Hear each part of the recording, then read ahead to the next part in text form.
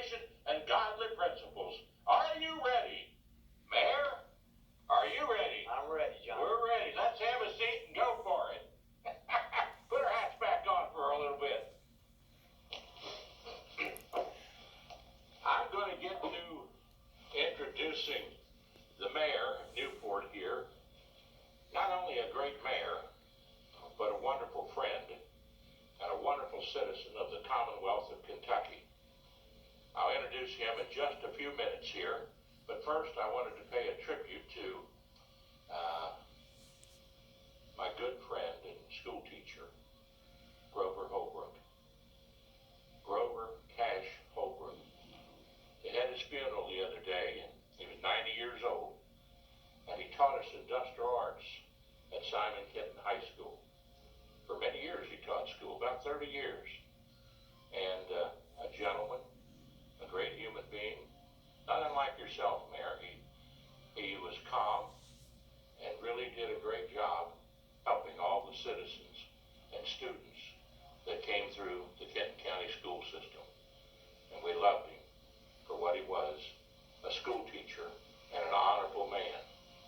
Grover Holbrook and all the other members of our class of 1961 from Simon Kenton, where I graduated, respected him dearly and know that he's in the arms of Jesus now. But today is D-Day, and we honor all of our veterans. In fact, let's just take our hats off for a moment here and put them down on our table. And let's talk about the veterans just a little bit to the audience out there. I particularly want to honor my wife, June Guyman, Stephenson's father, Andy Guyman, and all of his brothers that served in World War II. You drive over in Fort Thomas right now, you drive up a road which I helped get named, the Guyman Connector, it's called, over there in Fort Cold Springs, actually, in Campbell County. And the original home that the Guymans built out of stone is still there. They were stonemasons. In fact, the first employee of the Dries Company was a stonemason by the name of Bill Guyman. And they came over, their relatives came over from Germany, and they were stonemasons by trade and home builders. They built the Guyman brother home builders, built a great Madonna Estates out there in Campbell County. Plus a lot of church work. The stone work, a lot of the churches in Campbell County came from the Guymans. So in honor of them and in honor of the Binghams, my uncles, all of them served in the armed forces. You and Wilbur and Don and Billy Bingham, who later became the first chairman of the horticulture department at the University of Kentucky, where I went to college, the University in Lexington. And later, tragically, he was killed in an automobile accident. His wife, himself, and his son and his daughter lived through it with some terrible scars, but she did live through it and went on to be an attorney, in fact, the national attorney for Radio Shack out in Texas. And so we honor the veterans today and all the stories of the veterans and their families, because the veterans do something extremely important that we all recognize, and that is they retain our freedom scars. God gives us our freedoms, but who fights to preserve them are our officers and our soldiers that serve in the military. Absolutely. And we always need to remember that, be cognizant of that. And so one of the things I did for my wife's sister, Sylvia Loneman, Sylvia Guyman Loneman, I always like to put the Guyman in there because, you know, in Campbell County, every time you turn a rock over, you find another Guyman diamond. In fact, when I married Miss June, in fact, when God told her to marry me, I had to use God as the influence there. Absolutely. Because people always ask me, how did you ever get married to June Guyman Stephens? I said, it wasn't me, it was God. And, but when I married her, I went to the family reunion, and they had out there at the Knights of Columbus in southern Campbell County, you know, Right. Ranch Lake. Right. Why, they had 600 T-shirts from the branches of the family. Wow. there in Campbell County, and I said, my Lord, this is a boat enough. There's enough boats right here to win an election. We're not dumb as politicians, are we? That's right. We know the count. And so, but they're a wonderful family, and I'm proud to be a part of them, as well as my own Stephenson family and the Bingham family. We have had the Bingham family reunion for over 100 years now, consistently. The Bingham family reunion. We'll have it again in July, the last Sunday in July, down at the Mount Zion Baptist Church. I'm Baptist, you know, Jerry, and being Baptist won't stop you from sinning, but it'll stop you from enjoying it. I did say those things. My other co-host isn't here today. Unfortunately, he had a fire on the back part of his house. Randy Wallace, minister of Oak Ridge Baptist Church. Dartmouth's got his keyboard set up here. Since we changed the days to Thursday this time for our taping, I decided, well, I'm going to be singing at the Italian Festival, so I'm going to invite the mayor to come out and talk about the Italian Festival. But let me talk about this one other thing just first, and that is St. Antonius, Sylvia's church. Now, I got to give her tremendous credit, and all of her sisters, June and Kathy and Heidi. They all pitched in and helped with prayers and support. And Sylvia and Lonnie Loneman, who's just a fantastic man. Sylvia injured herself back when she was a young lady, pregnant with her first child, and fell over a back of the hill and broke her neck and lost her ability to walk and everything, except with certain types of typical crutches, you know, she had to use, and then now in the wheelchair. She still, with all of that facing her, and with her and Lonnie and their friends there from church and other parishioners, and a great priest and the bishop from Cincinnati, beautiful man, they all worked so hard to have all of the artifacts of the church in one room where people could come through and see the history of the church. And I filmed all of that, and I filmed the bishop's service.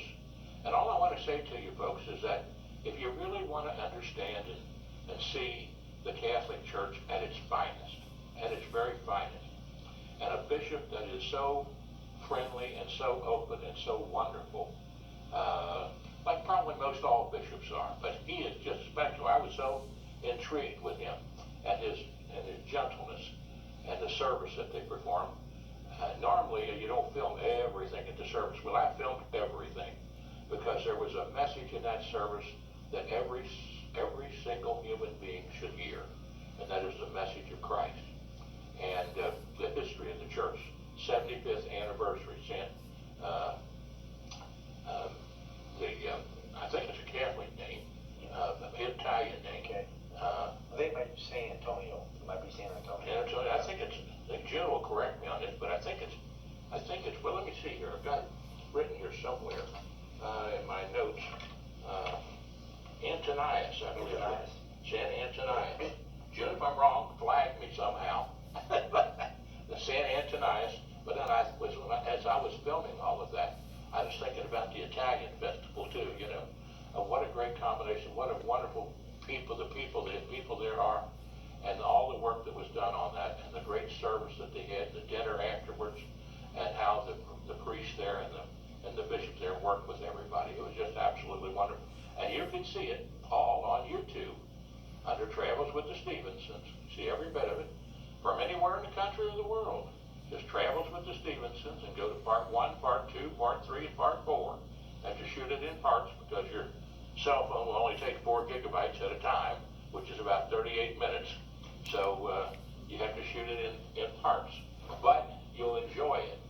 And then, of course, I filmed Randy Wallace speaking at their dedication of their new sign out in front of Oak Ridge Baptist Church to give you directions about what's going on at the church and his beautiful service.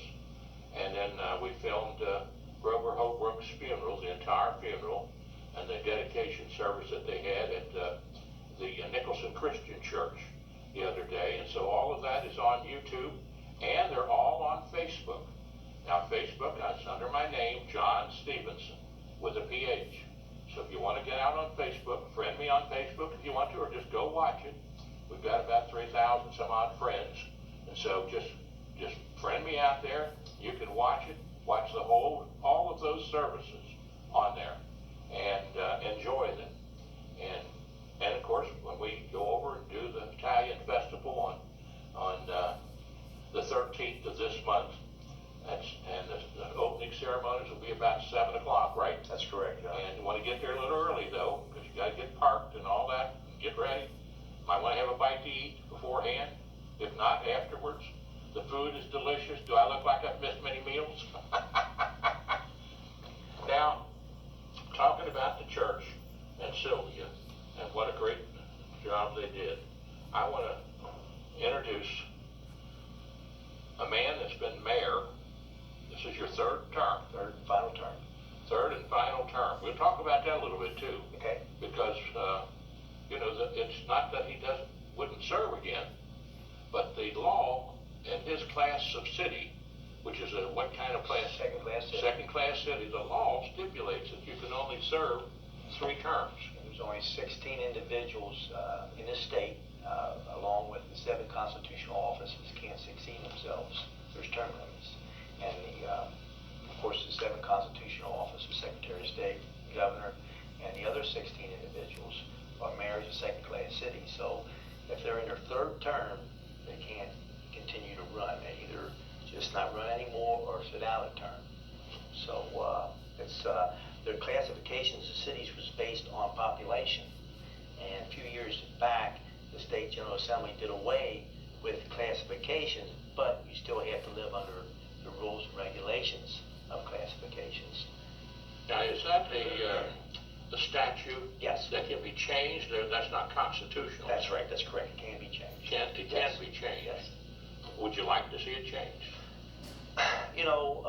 From a personal standpoint, as far as I'm concerned, this is my 32nd year as an elected official, John, and I hope and I believe I done a good job. Oh, no doubt. But I think it's time for someone else. But from I guess a practical standpoint, you have cities that grew over the years, and in the beginning, when this law was voted on and passed, they had a smaller population, and the classification might have been a 3rd, 4th, or 5th class city. Now those cities their population has surpassed Newport's, but yet their mayor can continue to run and be mayor forever. So it's kind of a little out of whack, and just to make it fair for everybody, I think they need to, change the law. Some continuity. That's correct. Well, that makes sense. Well, maybe that's something we can ask the legislature to take a look at and see what their wise minds have to say too. But I appreciate those comments. Now, I know of no person better to ask these questions of than you, because, like you said, you've been there and lived there and grew up there and have an understanding. So let's talk a little bit about the Italian history and the history of Newport and the Peluso family. Sure. Let's start back in the beginning. Where were you born and who were your parents? Okay, I was born in Covington, Kentucky, 1958 at Booth Hospital, which I believe today are condominiums. Yes. Right there over the Veterans Bridge. I was born there too. My parents were James and Della Frances Smith Peluso. My dad, people think she's Italian because she's a little petite woman, and God bless her soul, she'll be 91 here a week from today. A week from today. A week from today. So, Oh my goodness, and her name is? Her name is Frances. Frances. Della Frances. Frances, happy birthday to you, and God loves you, and so do we. She grew up in a little town called Butler, Kentucky. Yes.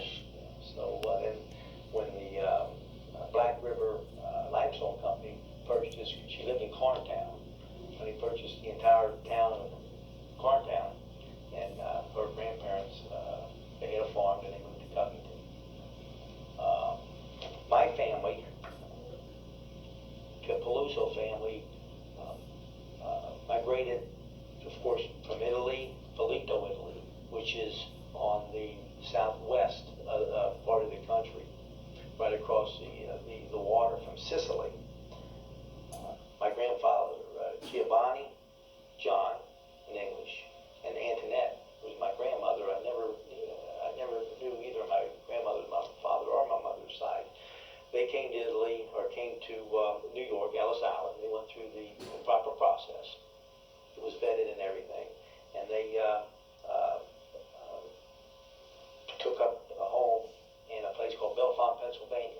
which is right outside of State College, Pennsylvania, Penn State.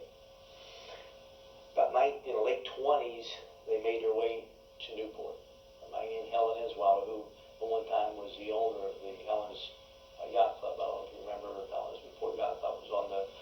Probably was the very first riverboat restaurant on the island, definitely on the Kentucky side. So then a few years later, my grandfather opened the very first produce store on the 700 block of Mama Street on the west side. And today unfortunately, it's a parking lot, but prior to that was the State Theater. Oh, is that right? It's an Art Deco building. It was one building with 3 storefronts. Then later, and that was in 1931. Then right after that, he moved his business down to where me and my mom live now, where he had the last location for his business. In the late 1800s, 1880s, 1890s, and it started about that time, a large number of Italian immigrants moved to Newport, in South Newport, which is affectionately known as Spaghetti Knob. Yes. And that continued probably until the 1930s. And, like any ethnic group, you live with, the same group of people that speak the same language, they enjoy the same food. Sure. So you had a lot of Italians that lived in South Newport that would have been on the west side of US 27. McDonald's is there now, so if you kind of look towards the right above McDonald's, that's where Spaghetti Knob was. Today they still call it, but not as many Italians, John, live there. The city they had a city of its own. It was called Clifton. In 1935, the city of Clifton was annexed by the city of Newport. Today it's known as, that's all Newport. So that's pretty much how that happened, how the Italian immigrants, of course they probably came here for jobs, they wanted an opportunity. So back in 1991, me and former Mayor Tom Godoy were at Riverfest, and we started talking. We saw this wonderful crowd, people having a good time and celebrating the end of summer. So I come up with the idea. I says, 91, there's still a number of Italians that still lived in South Newport. I said, it'd be nice if we celebrated the rich Italian heritage and the culture and the traditions. And how about let's, have an Italian festival. A lot of the Italian Catholic churches like St. Vincent in South Newport, again on Main Street, on Spaghetti Knob, they had the annual Feast of the Assumption. They carried the Virgin Mother statue through the streets, and then of course they would end it with a festival either that night or for the whole weekend.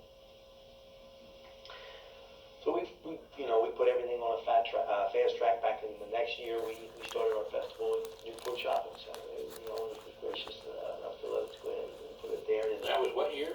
That was 1992. This is our 28th year, and it grew so much. We had to have a bigger space for that. So today, like in the last number of years, starting June the 13th, 14th, 15th, 16th, Thursday nights, opening night, the event will be held on Riverboat Road, which is on the other side of the flood wall, the river side of the flood wall. So if you're not familiar, or if you are familiar with it, it's right. You got the Newport Aquarium and the Newport on the levee. It's right in front of that on the riverside. And it's a beautiful setting. Absolutely beautiful. And it's free to the public. No admission. We got a lot of great food. And of course the entertainment's all free. Well, Jerry, continuing on about the Italian Festival, this is a great event, and you are, in my opinion, a great mayor. But I'd like to ask you again to sort of repeat the dates of the Italian Festival so that people know, starting with the 12th at Pompilio. Yeah, the 12th Wednesday, now Pompilio's at 4 o'clock, John. We have our annual Mayor's Bocce Ball Tournament. We have 8 cities participating. Come on down, get something to eat before or after the event. It should last maybe 45 minutes to 2 hours. Then that's the kickoff for the weekend event, the main event. The first night, Thursday, June the 13th. 5 p.m. it starts, it goes to 11 p.m. That's the opening ceremony. That's the opening ceremony is at 7 o'clock, but if you want to get there at 5, we'll have from 5 to 7 before the opening. Then we'll have Pete Wagner Oh, I Orchestra. just love them. I tell you what, they are fabulous, aren't they? They absolutely are. They really are. And it's such a big band sound they have.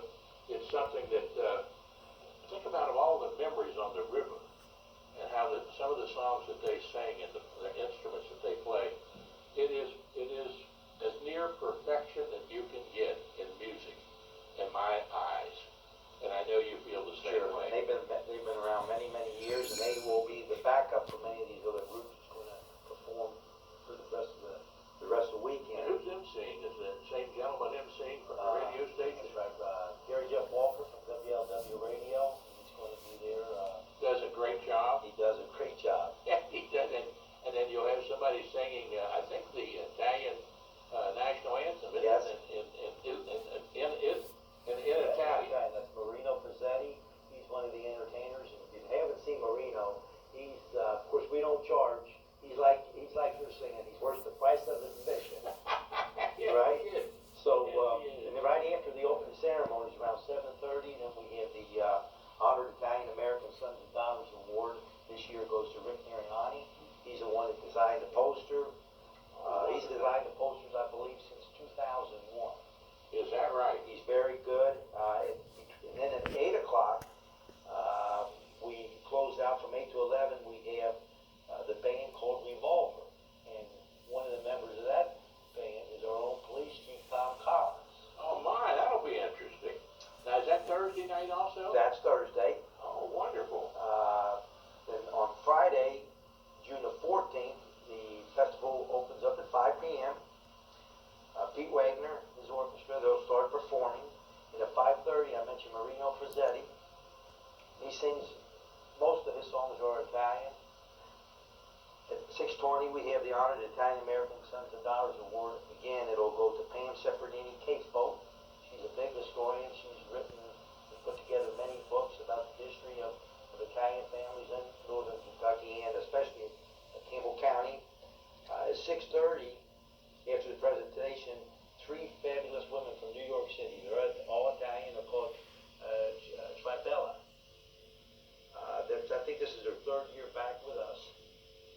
And 8 to 11, if you're not 100% a lover of Italian music, we got a regional group, a famous group called Naked Karate Girls. They dress up and they're fun-loving. They're fun-loving. They put on a great show. At 11 o'clock, we have the fireworks. And I think we take care of the Cincinnati Reds pay for the fireworks. We just take advantage and we advertise the event. Then Saturday, the festival starts on June 15th. It starts at 12 o'clock. 12:30 or 12 to 12:30. Again, Pete Wagner. At 3:30, Marino Frizzetti. 4:45, we have Tribella. And 6 o'clock, we have Diamante. They've been with us every year. Up to last year, I think he took a little vacation, but they're coming back. It's a great band. Then Marino comes back on, Tribella, and Diamante. Now Saturday night, they usually have, Diamante puts on a little skit, the Blues Brothers. And It's always funny. that's right. If you look real close, one of the Blues Brothers, he might be the mayor. He might be the mayor. So it all depends how the mayor feels that later on that night. And then Sunday is the last day of the weekend of the events. Opens up at 12 o'clock again. We have Trey Bella, Marina Frizzetti, and at 2 o'clock we have the judging the cooking contest. So we have a few. I think there's 3 categories. There's pastry, there's spaghetti and meatballs, and there's another dish. So make your favorite Italian dish, enter it, bring it down before 2 o'clock, and they have a nice little judging. And then again, later on in the day, right after the cooking contest, we have Diamante, Tribella, Marina Frizzetti, Diamante, and 6 to 9, band I've never heard of, so I guess I gotta stick around and listen to them. It's called the Everyday People Band. Everyday People. Well, they got a good name. There you go, right next to the Purple People Bridge. Our band we used to have with my brother, there's only two of us left that's going down to the homeless shelter every fourth Friday, called the Whosoever Will Group. And the reason there was two reasons it was called the Whosoever Will Group. Randy Wallace and I go, because whosoever will show up is who plays and sings. And the other one is, whosoever will believe in the Lord Jesus Christ shall be saved. Amen. So anyway, we were covered. Okay, that's right.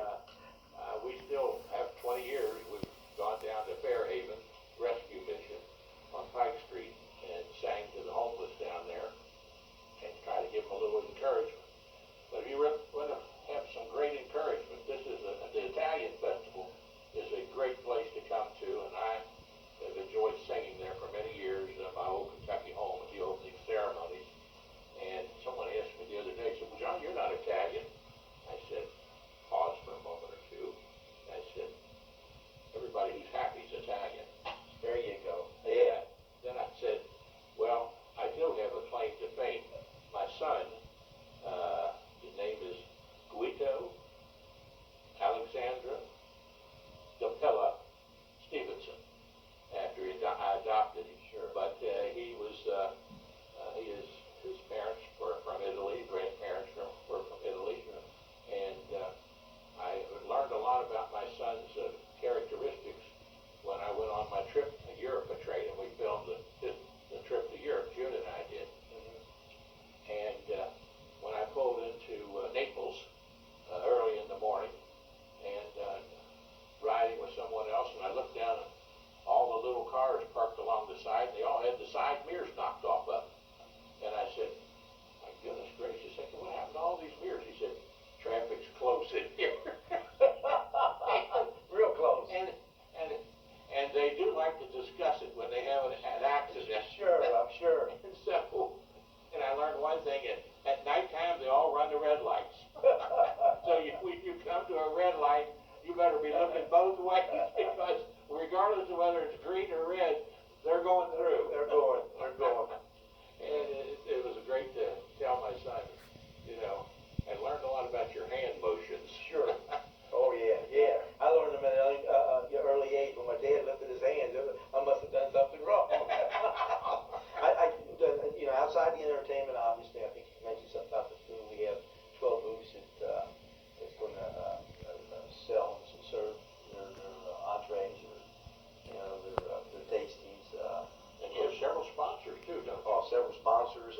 Don't have them in front of me right now, but of course, Pompilio's will be down there serving food. And of course, we'll have the sponsors right here. You probably we'll have sure the big sponsors is a memory of Griffin and Anna Carlisle.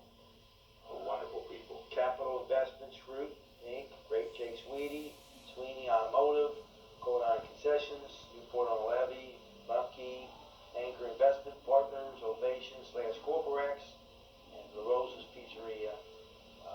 We have some gold sponsors, Town Properties, Pompilio's, silver sponsors, Crawford, Seco Electric, MC Steel, and some of the smaller other sponsors. But, an event like this, John, couldn't happen if we didn't have sponsors. Absolutely. Absolutely. And I love La Rosa, and I love Buddy La Rosa. I get a charge out every time I talk with him. Yeah, he's a good guy. Because I spend a lot of time out at Independence La Rosa, Yeah. One of my favorite places to go eat wings and have chicken noodle soup. Okay, didn't know that. Yeah, they're good. It's good, very good. Jim and I go there quite often. Of course, they got a little television in the back room. I can go in there around 5 o'clock. 5 o'clock, I turn on our television show and let people watch it there in the in the restaurant. Sure. And Channel 422, Monday through Friday, every evening, you'll be able to see our show. Are you ready? Are you ready for the Lord? And are you ready for the Italian Festival? Jerry Peluso, Mayor of Newport, is ready for both. And Jerry, what's your plans? Now, you say you end here with Mayor. When does this actually end? At the end of 2020. The end of 2020. Next year, and so I'll be looking for a job. Or are you can't run for anything else in Well, I could.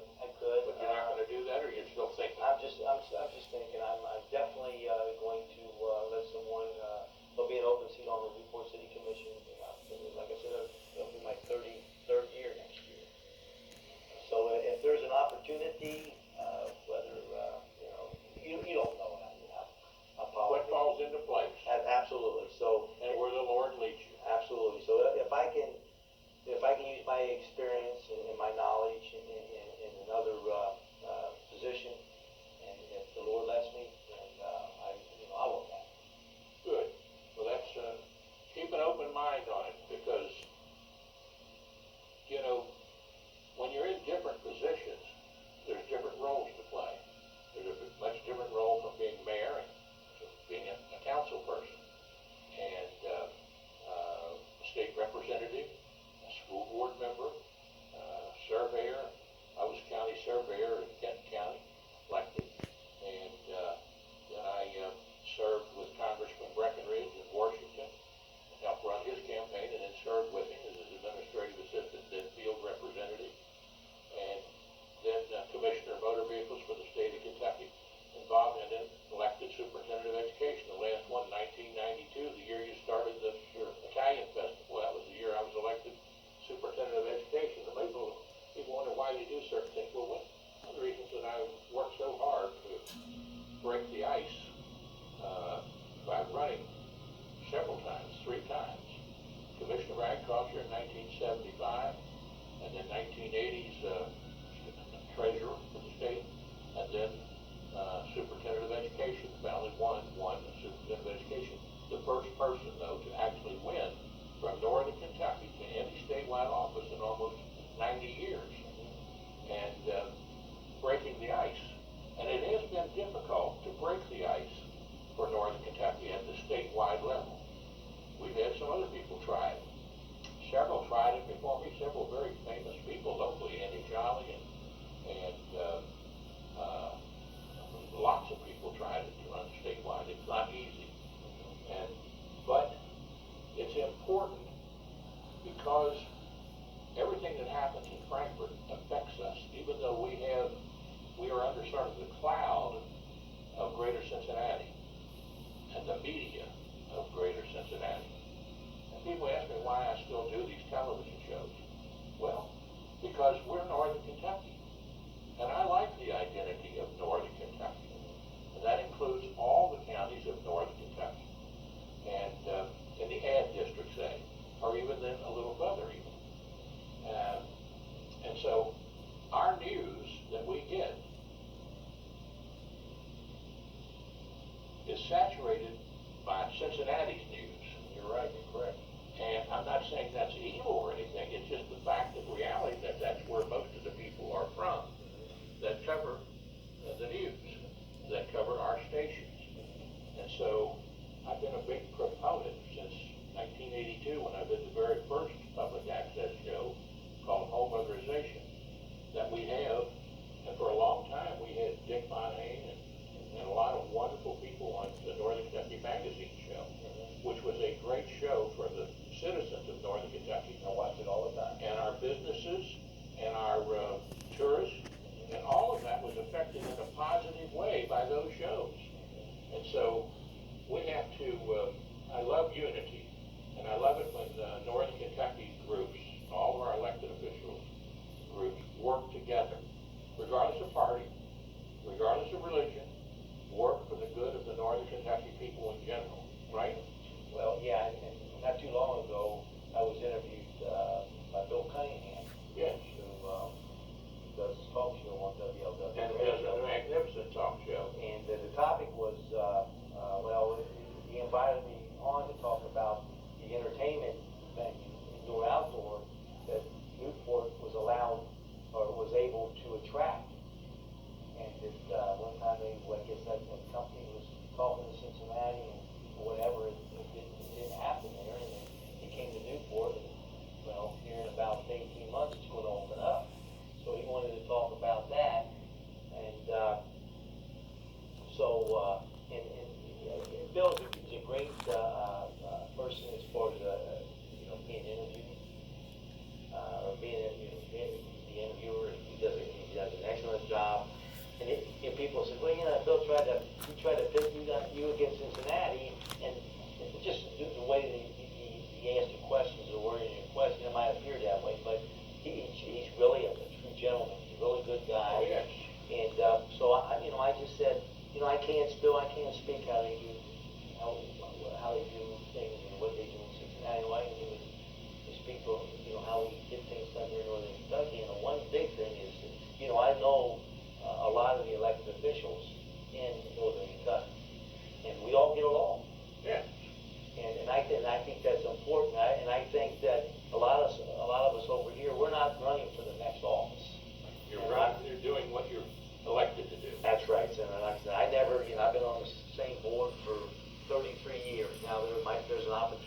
5 or none or something, that's because, our term limited it out. But I think Northern Kentucky, we get a lot of things done over here, it's because we all work together, different governments Right. work together, and I believe that. I think that's absolutely right, and I've seen the same thing all the way back to the days when I was with Congressman Breckenridge as his field representative in Northern Kentucky, and working with all the counties and going to the city council meetings and to the fiscal court meetings and seeing the work of government being done. And having been a government teacher, to me it's extremely important, and I try to